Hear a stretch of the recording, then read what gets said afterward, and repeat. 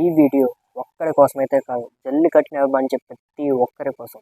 ఎందుకనంటే ఒకానొక లాక్డౌన్ టైంలో జల్లికట్టు ఆపేయాలని హైకోర్టు దగ్గర దాకా కేసు వెళ్ళింది. కానీ మన సంప్రదాయాన్ని గౌరవించే వాళ్ళు హైకోర్టు దగ్గర నుంచి పర్మిషన్ తీసుకొని వచ్చి ఈరోజు మన పండుగలు జరుగుతున్నాయి అంటే దానికి మన సంప్రదాయమే కారణం. కానీ ఈరోజు కొంతమంది జల్లికట్టు పేజ్ అనేసి దాంట్లో పొలిటికల్ గురించి కూడా మాట్లాడుతూ జల్లికట్టుని పాలిటిక్స్ని మిక్స్ చేస్తున్నారు.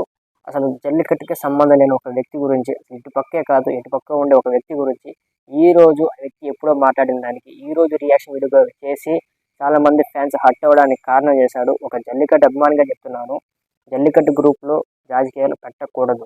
వాళ్ళు పెట్టాలి అనుకుంటే దానికన్నా సపరేట్గా ఒక అకౌంట్ క్రియేట్ చేసుకొని ఒక పేజ్లో సపరేట్గా దాని గురించి మాత్రమే మాట్లాడింది. కానీ జల్లికట్టు రాజకీయాలు రాకూడదు.